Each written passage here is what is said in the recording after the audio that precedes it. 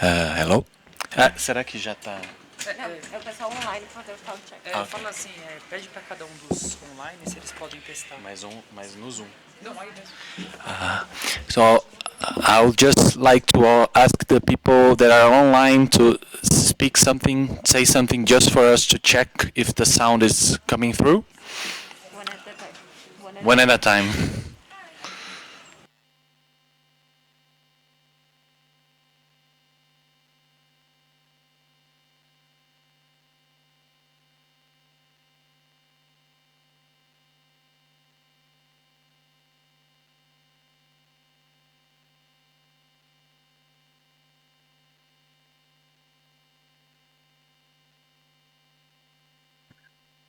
Vai.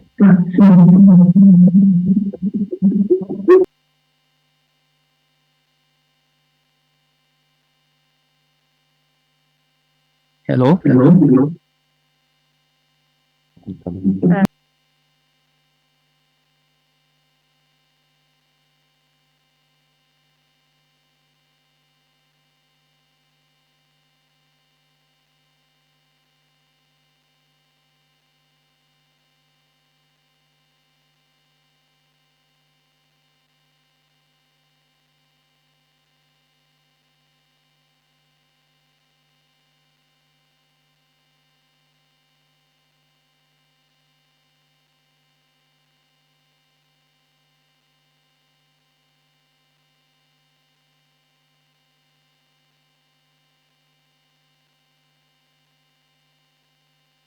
Hello, this is Javier.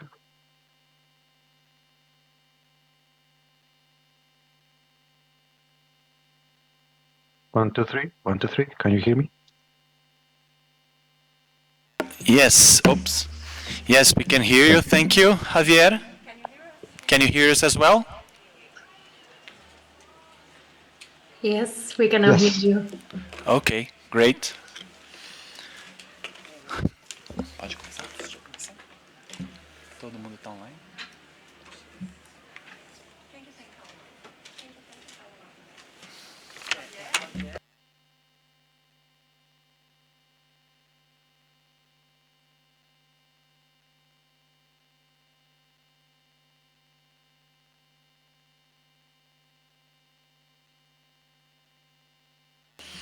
Okay, so I'd like to welcome the audience and the speakers for this panel on affective computing. And so we will be discussing how we can use computers to interpret and simulate emotions, human emotions in text, sound, images, and video. This technique is already used today and might become more common in the future with, for instance, with the advanced with the virtual reality. And so we'll discuss its potentialities, issues, and other challenges. We'll start with a 10-minute talk from each of the speakers, and afterwards we'll open for the audience for 10 minutes for questions. So my name is Enrique Xavier. I'm a researcher at the Brazilian Network Information Center. And today we have 5 specialists on this topic here. We have Diogo Cortes. He's a researcher also at the Brazilian Network Information Center and also a professor at Catholic University in Brazil. We have Lisa Barrett online, professor of psychology at the Northeastern University in USA. We have Javier Hernandez, researcher also on this topic at Microsoft Research and MIT Media Lab. And we have Jessica Chuska, a researcher in social psychology from University of Duisburg-Essen in Germany. And we have present here as well Marina Meira. She's a lawyer and head of projects at Data Privacy Brazil Research Association. So I would like to first start with Diogo, if you can give us your thoughts on this topic. All right. So thank you, Javier, for the introduction. I'm glad to be here. I'm glad to be one of the organizers of this session. I would like to thank all the speakers that accept to participate with us. I think that we will have a great panel with experts from different backgrounds and expertise, that's what we need to discuss affective computing, because it's not just technology and it's not just regulation. It's a mix of things that I think that we will achieve with this panel. So I prepared some notes here. I think that my objective in my talk is to introduce the field of affective computing. So, and I believe that's the right time to start the discussion, because we are seeing an increase in the quantity of applications in different areas, education, on the web, using different strategies, AI models, or traditional programming to, in some ways, collect data from users to try to infer the user's internal state and also the subjective. And so our objective with this workshop is to introduce the theme and to the IGF agenda. So that's our main focus here. So I will introduce the subject briefly so we can deep in the discussion with other specialists. So first we need to understand that affective computing is a field. It's like an area of knowledge. It's not a technology itself, that we can develop different kinds of applications to recognize, detect, simulate, or organize data about humans' emotions. So it's like the same kind of the discussions that we need to have with AI, because sometimes we need to talk about regulations. But what AI we are talking about? We are talking about AI that translate things, or an AI that, for example, approve credit, bank credits. So there are different kind of applications, and what my key message here is we need to understand affective computing as a field that we can develop different kinds of applications for different purposes, okay? And we will have different strategies and techniques for this. So you may think that AI always involves, you may think that affective computing always involves AI. But it's not so simple, and that's not true. We can have different kinds of applications that, for example, relies on self-report for users to use for different purposes. For example, content moderations or applications for mood tracking. Those kind of applications do not use AI, do not try to recognize the user's emotions, but also deals with humans' affect in some way. But of course, that I think that the main discussions is the relations of affective computing and AI.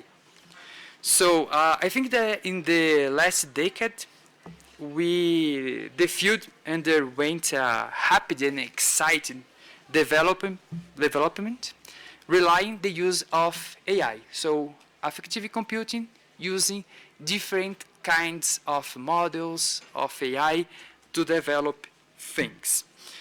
And we can combine affective computing with AI working with different modalities. What I mean about modalities? I mean like inputs.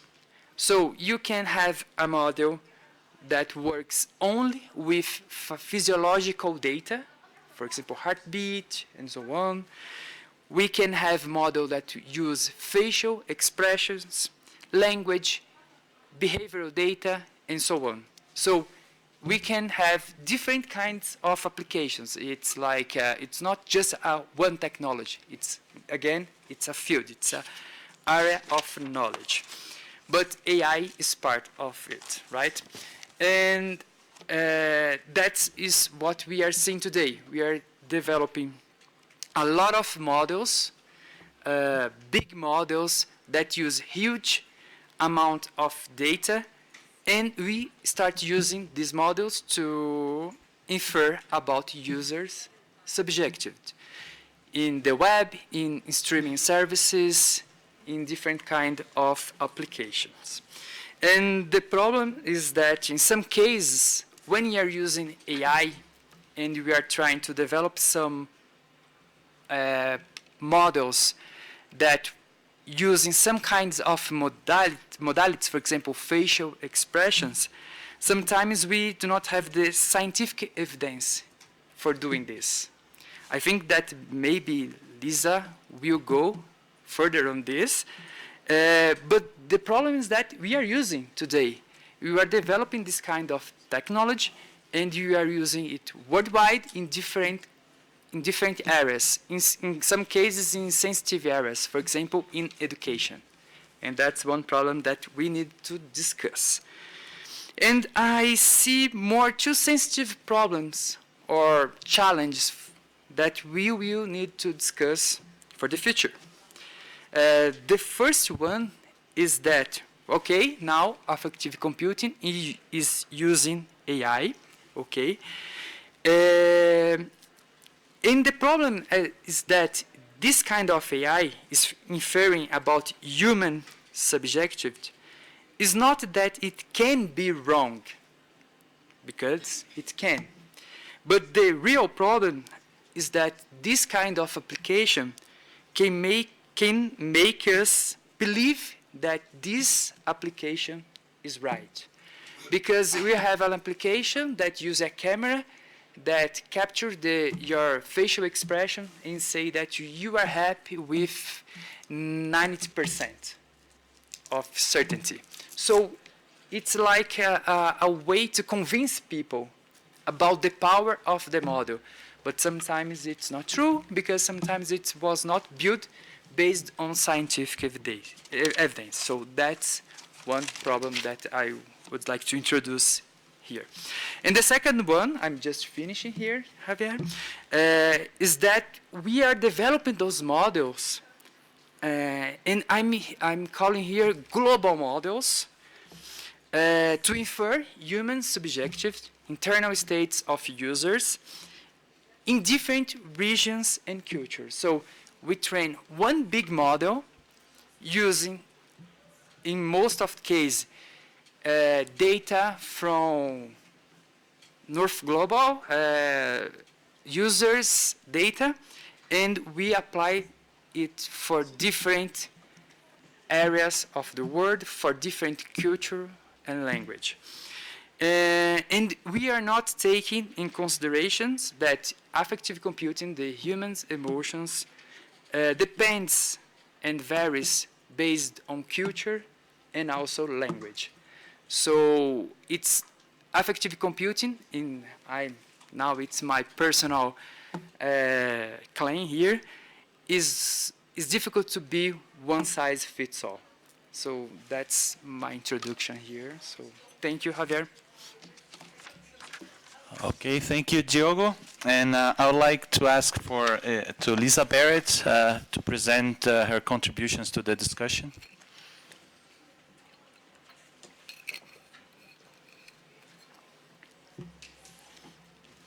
Morning, everybody, or at least from Boston, Massachusetts. Hello. My name is Lisa Feldman Barrett, and I'm going to present to you right now. I need to have screen sharing because I was going to show some data, or do you want me to just talk? Yes, I think it's possible. I think the technicians just have to put your screen on, or I don't know if you can do that. Now I can, yeah. But it is possible in principle. Right. Okay, I think, yeah. Yeah, okay. So affective computing, as we just heard, is a very broad field with many important and valuable technologies. But what I'm going to do today is just focus on one, and as we heard, a very popular one, And what I'm going to do is advise caution, or maybe even, sound an alarm bell. So I'm going to be talking specifically and only about automated emotion recognition. So a couple of weeks ago, I saw these faces on Twitter. Someone fed them to an emotion AI program, which determined with a high degree of confidence that these were expressions of anger, disgust, and surprise. Actually, this is one really, really excited guy at I believe, an American football game. I think this is a beautiful illustration of what's wrong with emotion AI as it's practiced today. So there's a growing economy of emotion reading gadgets, apps, and algorithms. And my message here today is not that this technology can't, in principle, perceive emotion in humans, but rather that the industry and governments are currently going about this the wrong way because they fundamentally misunderstand the nature of emotion. And as a consequence, they're missing a game-changing opportunity. So emotions, for example, are said to be universally displayed on the face with expressions that we recognize. People are supposed to smile when they're happy, frown when they're sad, scowl when they're angry, and so on. And everyone around the world is supposed to be able to recognize smiles, frowns, and scowls as expressions of emotion. And this is so ingrained that we actually even refer to facial movements as expressions, even though most of the facial movements that we make are not actually related to some kind of internal emotional state. Nonetheless, this is the assumption that leads companies to claim that when an algorithm detects a smile, that it's detecting joy. And this is a really serious issue because such statements conflate the measurement of muscle movements with inferences about the emotional meaning of those movements. And let me show you what I mean. So here are the facial movements that are presumed to be universal expressions of anger, disgust, fear, happiness, sadness, and surprise. So how often do people actually make these faces when they're expressing these emotions? And the answer is not much. So the data that I'm showing you is from a recent meta-analysis of hundreds of studies. And the y-axis here, the vertical axis, represents the average proportion of times that people actually make these faces during actual emotional events. So if you take anger, for example, scowling in anger, when people are angry, they scowl about 35% of the time, which is greater than chance. But this means that people move their faces in a variety of other ways to express anger 65% of the time. So think about when you yourself express anger, you might widen your eyes and gasp, you might frown, you might cry, you might even laugh or smile. So it means that you're going to be missing 65% of the cases. And perhaps even more importantly, people often scowl when they're not angry. They scowl in concentration, they scowl when you tell them a bad joke, they scowl when they have gas. So this is the false positive rate, the proportion of times that people scowl, and it means something other than anger. And what you can see is that false positive rates are high across the board for the 6 most popular emotions that have been studied. Nonetheless, there are hundreds of published studies which show posed faces like these to test subjects who are asked to select the emotion being portrayed or expressed from each of a small set of emotion words that are derived solely from English. And here are the beliefs. This is what people believe these faces mean compared to the frequency with which these faces are actually expressed with the target emotion. So look at the discrepancy between what people believe these facial movements mean and what their meaning actually is, and which numbers are affective computing companies using. They're using these numbers.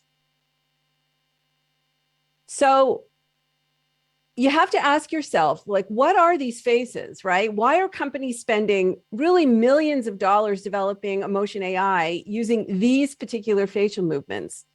And as it turns out, these faces were not discovered by observing people expressing emotion in real life. They were stipulated by a handful of scientists who adopted as universal truth that these were universal expressions and then built a whole science around them. But basically, these are Western stereotypes. They are widely held but fixed and oversimplified ideas about emotional expressions. And I should say that the data that I just showed you were from urban cultures in the West. If we look, for example, at urban cultures in the East, who are exposed to Western values and norms, the numbers are a little lower, but they're basically similar to what I showed you. But if we actually go to small scale cultures, which have limited access to Western cultural values and norms, what we see is something completely different. So for almost 40 years, claims of universal emotional expressions in the face were based on only 2 peer-reviewed papers and 1 chapter, which discussed 4 samples, all coming from the same area of the world, which was Indonesia or Papua New Guinea. Since 2008, there have been a renewed interest in testing whether emotional expressions are universal. A larger number of cultures have been sampled, and studies have used a wider range of empirical methods, and the majority found substantial evidence for variation across cultures, not similarity. And I should say that my own lab, we've been to Tanzania and looked at the Hadza hunter-gatherers, and we've also been to Namibia to study the Himba. And we find something that looks, their understanding of emotion, their expression of emotion, their whole emotional ecosystem is very, very different than what we see mostly published in scientific journal articles. So what we need to do is really build an emotion AI on instances of emotion as they occur in the real world. And in the real world, an emotion like anger is a rich category full of variety. So when it comes to emotion, variation is the norm. The raise of an eyebrow, the curl of a lip, the tilt of a head, these movements are not expressions, they're movements. They're physical signals that we measure or that we detect with our eyes. Physical signals, it turns out, have no inherent emotional meaning. They are made meaningful as an instance of emotion within a larger ensemble of signals, some of which only exist in a human brain. This is a relational view of emotional meaning. It's how emotions are made. And if we really want to be able to use technology to our benefit, affective computing has to measure all these signals, not just 1 or 2 or 3. It's an entire ensemble of hundreds of signals. So if we look to other kinds of signals, and here I'm just going to present you a schematic rather than the data because I only have 10 minutes.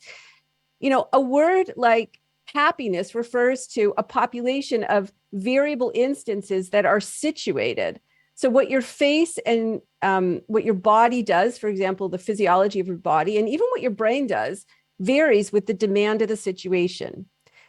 So what we observe is variation within an emotion category that is structured by context. Again, it's a relational view of meaning. So any physical signal you measure, whether it's in the face or it's heart rate or glucose metabolism or cortisol or norepinephrine or dopamine or any biological signal, has no biologically prepared psychological meaning. And I'm not saying that physical signals have no emotional meaning. I'm saying they have no inherent emotional meaning. The meaning of the signal derives from its relation to other signals, particularly those that exist in the human brain and that are involved in meaning making, that construct inferences using past experiences. And we all know that past experiences are relative to your culture.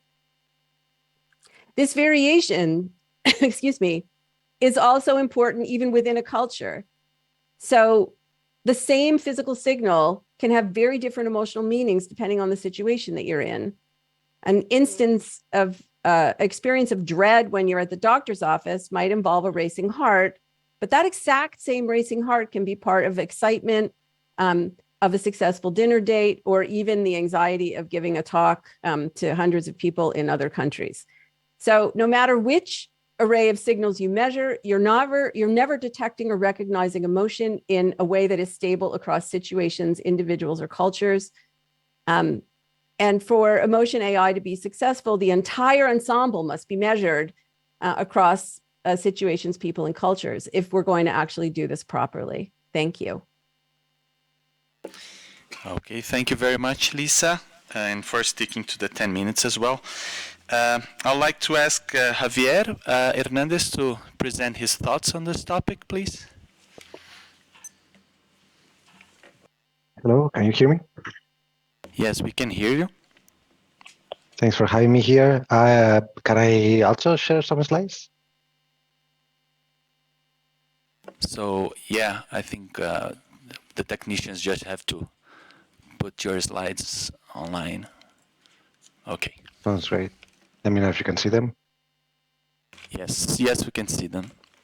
Sounds great. Well, thanks so much for having me here today. It's a great pleasure. I think a much needed conversation that we need to have across multiple disciplines. I think many of us are excited about these technologies, but also are very worried about the potential applications. So this conversation hopefully will lead to some interesting action items. In addition to what Diego has shared at the beginning, I just wanted to give a little bit more context about what affective computing is. As he mentioned, it's a field of research which started around 1995. There was work before then, but Professor Picard kind of coined that term in her book and the tech report, and more recently there has been a conference which happens annually now, and there's also a IEEE Transactions on Affective Computing, which I'm an associate editor for. But probably you got experience and familiar with some of the concepts of affective computing through perhaps some of the movies, like iRobot or Her, where you have these agents or chatbots that kind of can understand how you are feeling and can react to it, and usually they are very apocalyptic kind of movies, right? But as you will see, this kind of like a science fiction representation sometimes of what this is very enticing to think about the unlimited capabilities of these technologies. The reality is that they are not as far as that. We're very far from understanding human emotions, as Professor Barrett just mentioned, with technology especially, of course. Myself, I'm a principal researcher at Microsoft Research. I'm also a research affiliate at the MIT Media Lab and an associate editor of the IEEE Transactions on Affective Computing. I've been working in affective computing for the last around 15 years when I started working on wearable devices. And I naturally gravitated towards this area because, I mean, who doesn't want to know how humans behave, right? And emotions is a critical aspect of that, right? So the more I wanted to learn about humans, the more I wanted to understand my older brothers picking on me all the time, the more I realized that their emotions play an important role in that.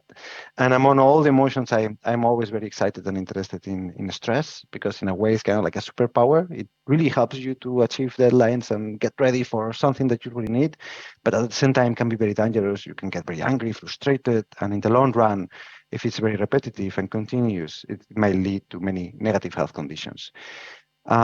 So generally speaking, my work and the work that we do at Microsoft falls into different categories. There is the area of comfortable sensing, so a lot of passive sensing with wearable devices, trying to find ways to capture information from users. We do a lot of work on AI and how we can use it to better understand what emotional states really mean, and how we can sense them in naturalistic settings. With that information, then we create affective interaction, what we call it.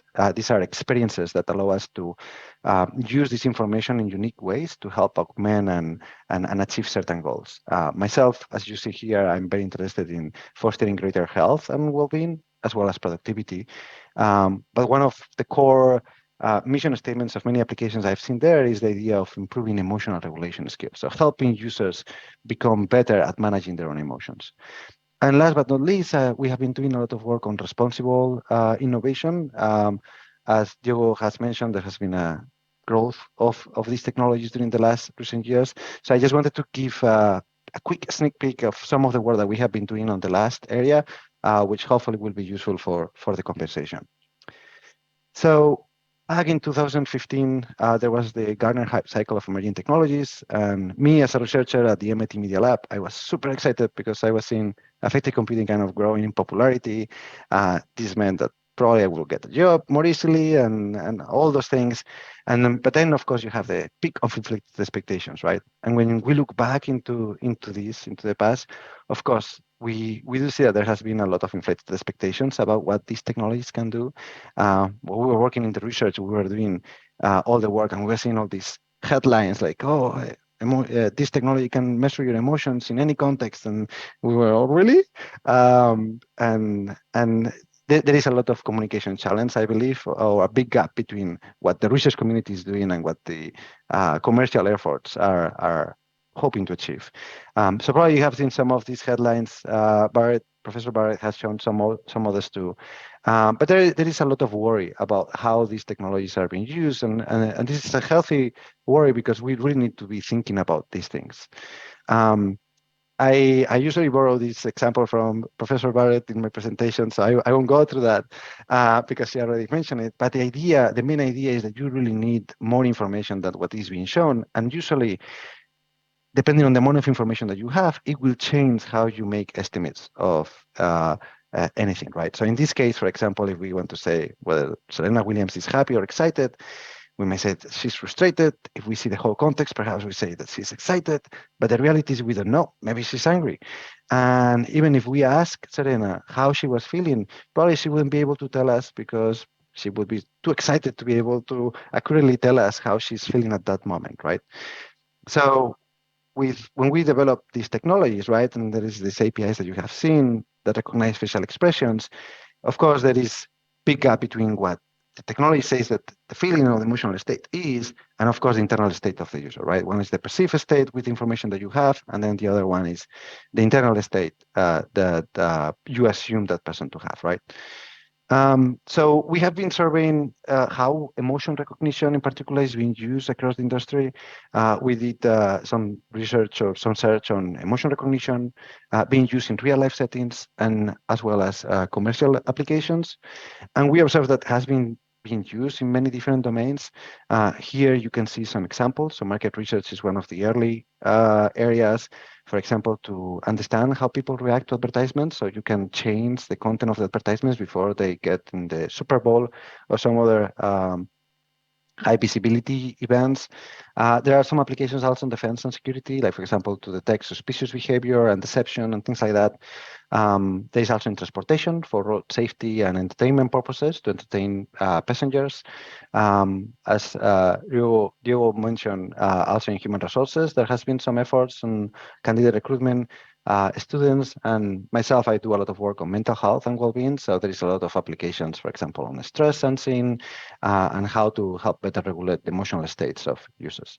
But the idea is that, again, emotion recognition is kind of a tool like AI that is being used across many different domains. So that's very important to keep in mind. And when we think about AI or emotion recognition, many of the limitations of AI, they also happen in emotion recognition, just because the limitations of artificial intelligence in particular. But emotion recognition, in addition, has some additional challenges that we have to be very mindful about. The first one is that the theory of emotions is evolving, right? As Professor Barrett mentioned early on, people used to think that perhaps there was universal theory of emotions, discrete emotions, but now we know that it's much more complex than that. There is contextual information that we have to keep in mind. There is individual experiences. So of course, that makes it more difficult. But the reality is not like physics, that it's more understood, or there are like formulas that explain very well how things are happening. There's still much to learn around this space. The second one is that human emotions are usually very difficult to describe and label. Even if I ask you now, how are you feeling? I mean, if you tell me happy, perhaps your word of happiness, you use it in a different way than your colleague. And perhaps if I ask you the same question today and tomorrow, it will mean different thing, right? So this basically impacts the quality of the assessments that you provide. The third one is there is a lack of representative and generalizable data, right? Capturing this data is very expensive. It's very difficult because it usually relies on asking questions to users. So when you want to train these large AI models, it's very difficult to have enough data, right? It's not like you have that data available like images on the internet. The fourth one is that the language of emotions, it's usually it's oversimplified, right? So when I say emotion recognition, it means very different thing for psychologists. It means different thing for people who are using the technology.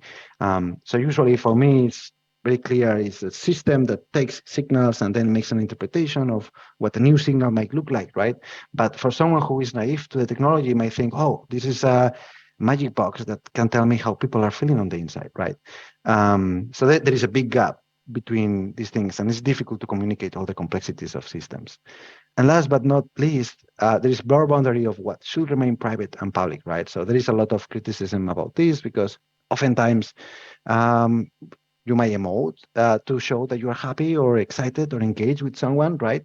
But some other times you don't want your physiology to give you away how you are feeling that particular moment, right? So there are mismatched expectations about how different aspects of the emotional experience should be shown.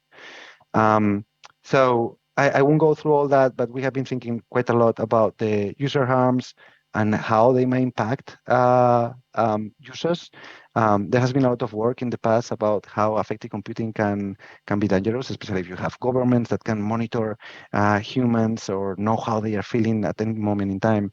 But the reality is that there are harms that are happening nowadays when you use these technologies. And some of the problems that you see, for example, is the automation bias, right? The people tend to over-rely on these technologies. And as Diogo was mentioning, this is very difficult to know whether these technologies are working well or not, especially when used in broad ways. So to help minimize some of the challenges or user harms that we have seen, we came up with the 4Cs ethical framework, where basically kind of provide like few recommendations across 4 pillars: communication, consent, calibration, and contingency, with the hope that it will help minimize some of the user harms that we have been observing. I won't go through all of those, but just to say that there is potential to help reduce and mitigate some of the risks, like ensuring that, for example, people opt in, right? That people accept to be sent with freedom of choice. Those seem to be obvious, but sometimes you see these applications being used in more complex ways. The other one is not using predictions as a ground truth, right? So if you have a facial expression recognition, don't assume that the output is telling you how people are feeling on the inside, right? But that applies to any kind of technology because AI, it fails, right? So we have to be mindful about those things.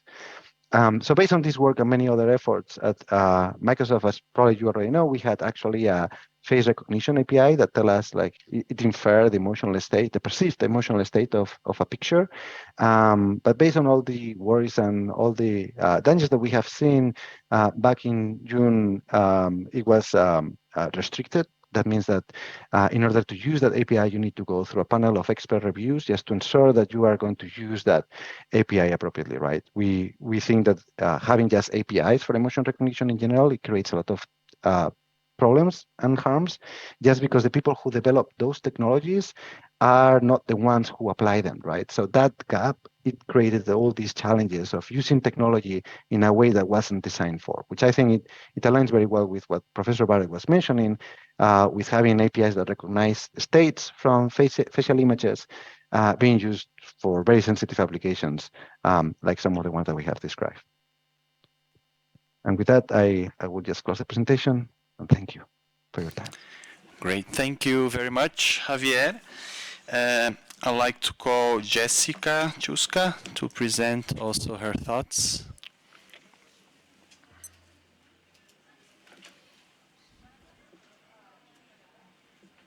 I hope you can hear me and see my slides. Yes, we can hear you and see. Okay. All right. Okay, thank you very much for Diogo for inviting me, for having me here in this super interesting and super important workshop. My name is Jessica Stuka, and I'm a postdoc at the University of Duisburg-Essen in Germany. And here I lead a junior research group on intimacy with and through technologies.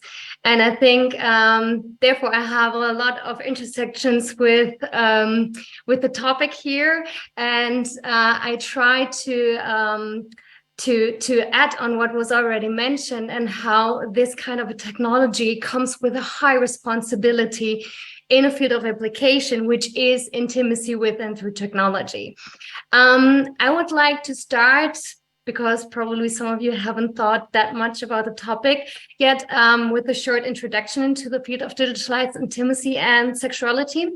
And then I would like to invite you to explore how important emotion can be. I guess if you think about love and intimacy, most of you will already have a feeling of how important emotions are in that field, and how affective computing will be the basic framework for enabling long-term interactions with artificial entities.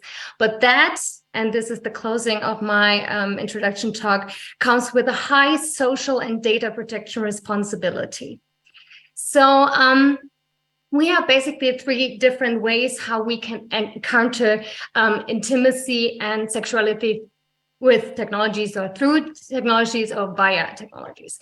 The first one would be through. So people meet through an application or a platform, and then still meet in real life. The other one would be via, which basically means that people use a technology to have an interaction which is intimate or sexualized. But the last one is an actual intimate or sexualized interaction with the technology itself. And I do know that some of you might think now, oh, this is very like futuristic or a sci-fi or something, but we are not that far away. What you see against the white background is basically a sexualized robot, which can now be purchased. The head is fully robotic. And below this, with the purple background, this is the so-called replica AI, which is a smartphone application that you could download to your smartphone. And it's basically a well-developed a chatbot. Also, the Anima is also a smartphone application that you can download. And both applications claim that they care about the users, that they help the users with their mental health and their mental states, with anxiety and so on. So as you already hear and can, or like if you hear what the claim is for these kind of applications, you would instantly see that emotions play a super important role. However, if we think about the chatbot systems below, they only rely on text, what you're typing in for the moment, and the robots, I think in the next version, they should have also like a camera inside to then maybe get some information about the emotional states. But even in this highly related field of love and intimacy, affective computing, even though it should play a big role and will probably play a big role, at the moment it's a little bit difficult. So how does affective computing now really relate to short-term and long-term interactions? This is a model that I conducted with a colleague in Amsterdam and Duisburg-Essen together, which is basically explaining under which conditions people are willing to engage in a sexualized interaction with an artificial entity. But there is, I don't walk you through the whole model, don't worry, because not everything is relevant for this context. But there is one specific aspect that I want to mention. In a short-term interaction, you would have sexual arousal, which shifts your attention and your cognitive resources to reflect on some of the aspects away to the gratification of the sexual fulfillment. But therefore, you maybe do not have in this specific moment all the capabilities to reflect on the fact that maybe this machine is not understanding my emotions right. It's not an emotional human being. It's not an actual human. So I guess in those short-term interactions, a lack of effective computing can be overcome by the arousal in the moment. However, this will not be the case in long-term interaction. And if we think about the smartphone applications, these are actually for long-time relations and interactions. So there is already research that shows that recurrent interactions that evolve reciprocal dynamics are key to what makes a robot or an artificial entity, a chatbot or whatever, social. And the things that we do on a daily basis, which is social cognition, meaning we recognize the emotion of the other, sometimes with more or less effort, but still we do in most cases. We have an emotional perspective taking, meaning we can relate to what the other is experiencing, and then effective response following to what we just perceived. This is something that we do on a daily basis and which will be key to long-term interaction with artificial entities. But besides the fact that all have been mentioned before in the presentation, that it's super, super hard to implement, we really need to make sure that companies that are using this technology are aware of the potential consequences. And I wanted to stress two very important use cases or contexts or examples also of those potential consequences. Humans have a fundamental need to belong. And using affective computing is actually a way to nudge users into using a specific technology, as we have this need to rely to others and use our emotion for this. And with emotions and close relations comes self-disclosure. And self-disclosure then relates to privacy on one hand, and on the other hand, vulnerability and dependence. What do I mean by that?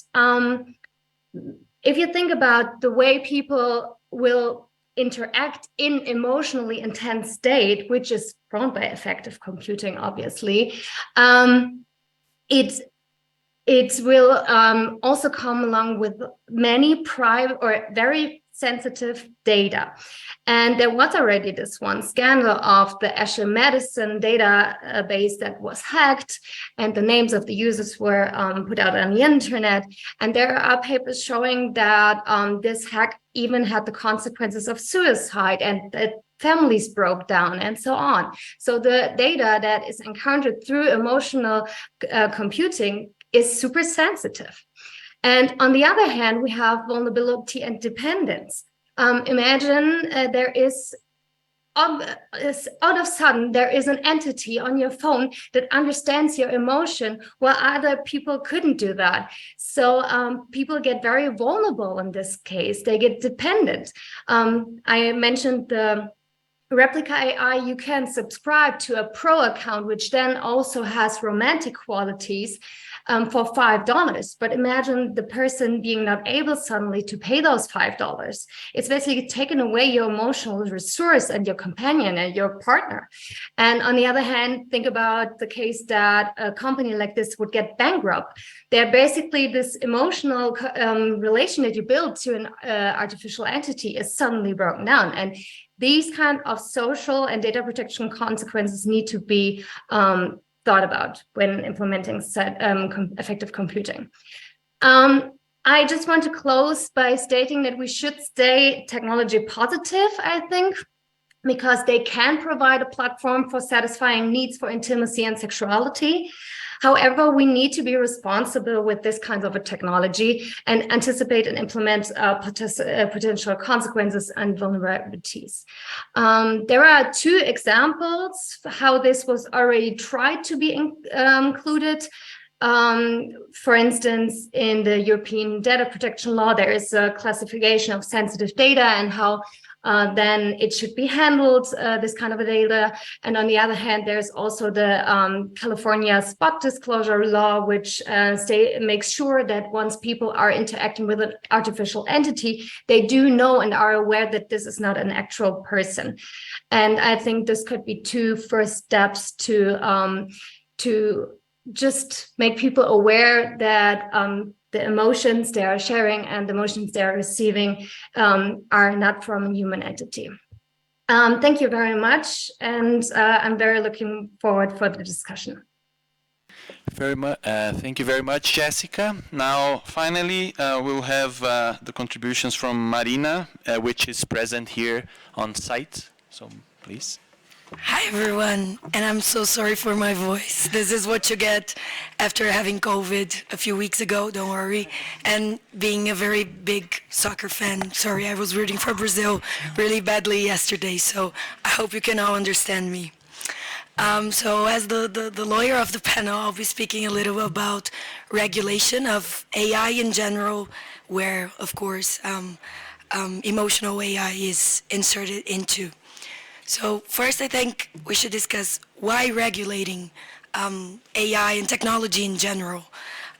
Regulation, instead of what some people might think, can actually help and support economical development. So the development of technologies can be supported by regulation at the same time that people's rights are protected individually and collectively.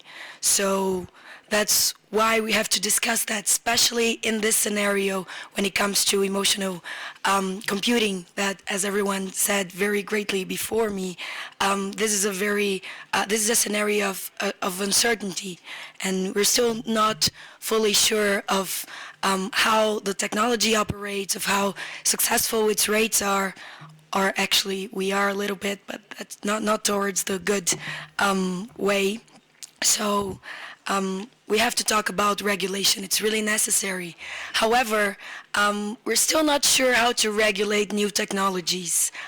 More specifically, when it comes to artificial intelligence, there are not many regulations throughout the world, so we're kind of learning at the same time that technology is evolving. So that's a very big challenge.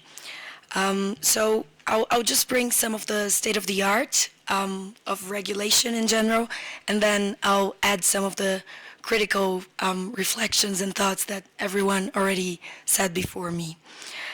So for AI in general, some years ago, as of course technology started evolving, some principles and more in the what we call the soft law path started being developed. So principles and ethical guidelines started being thought in the national, regional, and international scenarios. However, those ethical guidelines, and principles, they were not, they didn't have binding effects. That means that they were most located in the self-regulation area. And that means that if an actor does not act according to those principles and guidelines, there's not one specific body that could apply a sanction to it. So of course, that brings a lot of challenges when it comes to the principles and guidelines being actually followed. Those guidelines, as Javier started mentioning, they were most related to transparency, explainability, safety, security, fairness, non-discrimination, responsibility, privacy, and of course also the human control of technology. What we saw, however, was that being those principles and guidelines general and not very specific, and also mostly located in this self-regulation area zone, they were not really being followed, or they are not always being followed. We saw also this movement of what we call ethics washing. So especially large private companies that are developing AI technologies, and also, of course, affective AI and emotional computing, they were not actually following. So they were, for example, they were establishing ethics councils within their companies, or nominating people, hiring people who were specialists in AI ethics. However, they were not actually changing their practices. So what we have seen, especially in the past few years, is a movement towards building regulation that is hard law regulation. That means laws or even administrative acts, but that can be actually enforced, that will be sanctioned if they're not followed, and also that translate into very specific measures. Just checking the time because I don't want to go over.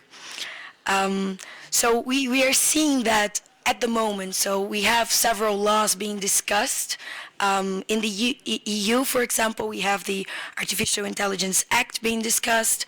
Also in the US, there are several laws being discussed at the moment, such as the Algorithmic Accountability Act, and also in Brazil, where I am from, and where my organization, Data Privacy Brazil Research Association, is based. We're actually experiencing this moment right now. So we have a law being discussed, and we're facing several problems, but we can talk about that perhaps later after the panel.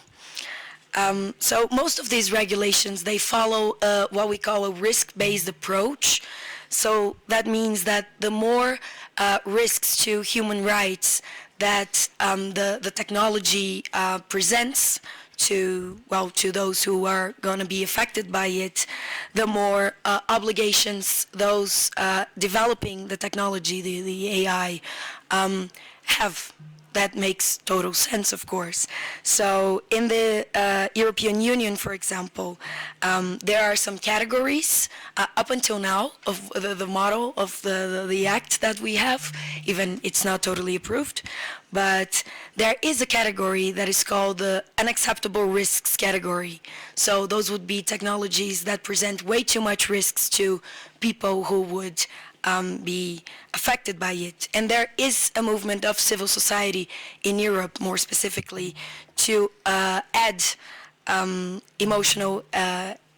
affective computing to that list. That means of technologies that present way too much risks to people, so therefore should be banned or at least should be put under moratorium until there's more studies and learning about it and about how it affects people's human rights in general. These risks, following this risk-based approach idea and regulation sense, should be previously assessed. So what is a very important figure also of AI in general regulation are the impact assessments. So those are basically impact assessments that have to be conducted under a strong and scientific solid methodology to assess and understand what are the actual risks that that technology can present and think of ways to mitigate them. It is important to say that those risks should be assessed with a big participation of society as a whole. And however, building models for that is also very challenging. That is being a very large topic of discussions when it comes to AI regulation in general. And so to wrap up my thoughts, because I don't want to go over my time, I just wanted to add some of what my colleagues said before when it comes to the challenges of emotional computing and, of regulating it also, because that is a big challenge, and I do believe that we can, regulation is a positive thing, and we can achieve a better society with regulation, as well as with technology. However, if technology is just rapidly evolving and the human rights risks are not being considered, that will not happen. So first, we really need to consider the most vulnerable groups and how emotional computing affects them. So just to say a concrete example, children within, or not only children, but people within the autistic spectrum, they will not be showing their emotions the same way as people who are not inside the spectrum show their emotions. So that is a challenge. And we live in societies that are already very unequal. We cannot let technology be a part of that and make it even deeper. On the other hand, there's also the point that Diogo and Lisa mentioned about the difficulties of regulating AI in general, but technologies in the global south. So we, the countries from the global north, they're the ones that are mostly developing, emotional computing, for example. However, us from the global south, we are being used, our data is being used as training for their algorithms, and we are a consumer market. At the same time, we live in societies that are completely different and are very, where structural inequalities are completely rooted. So we cannot, when it comes to regulating AI, for example, and this is one of my critiques to the way it's being done conducted in Brazil, of how they're trying to regulate AI, we cannot just take what's being discussed in Europe or in the US, for example, and translate and do the same thing, replicate it in places in countries from the global south. We really have to take our peculiarities into consideration. So that said, I think we can only do that if we actually have public participation and effective public participation in regulatory processes, including the participation of vulnerable groups. That's it. Thank you very much. I hope I didn't go too much over time. Thank you very much, Marina. Unfortunately, given the time, I think we have just time for one short question from the audience. No? Quer fazer a do Mine? Okay, so I think we'll end the... oh, okay, we have one. So sorry. I was like paying attention to another thing. Okay, good afternoon. I'm Maria. Congrats for the panel. I'm representing here Alana Institute, which is a non-profit Brazilian civil society organization whose mission is to honor children. And part of our work is related to the digital rights of the children and adolescents and the commercial exploitation of their vulnerabilities. So I'd like to hear from you, maybe from Javier or Jessica, about the challenges of affective computing when it comes to children. Like they represent 1/3 of all the internet users in the world, and they are especially vulnerable, as Marina just said. So what do you consider in terms of harms and of impacts of their development, for example, and how to address this issue? Thank you. Okay. Jessica, do you want to go first? Okay, I think Javier will answer. I just asked for us to be quick because otherwise we will run over the next panel. Okay. Thanks so much for the question. I think that's super interesting and super relevant because, as you said, children are a vulnerable population. I guess related to what Jessica was mentioning, right, there is a challenge and a potential for over-reliance on these technologies, right? People getting addicted to them, right? Spending too many hours on social networks just because they give them a lot of rewards. So we have to be very mindful about that, especially children who might not have the emotional regulation skills to be able to understand some of the strategies that come into these technologies, right? And how they can prevent getting addicted to them, right?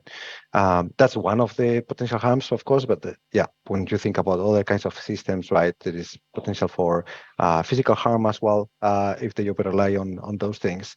There are toys now that include emotion recognition things just to promote engagement. So again, it's very important to disclose and explain children what are the capabilities of these technologies and be very transparent about it, right? The fact that they are displaying or smiling or emoting, that doesn't really mean that they have emotional states like we do. Thank you. And just to add on that, we don't even need emotional recognition technologies. Even technologies such as Alexa already can, with their anthropomorphic figure, lead children to do certain thing or don't. By, for instance, if you ask it, can I tell you a secret? It will say, yeah, sure, I'm silent as a grave. And only mimicking that it understands your emotion and understands your yourself is dangerous to vulnerable groups. So it really needs to be done with caution. Thank you very much for all the speakers and the audience. We'll end the discussion now. So thank you.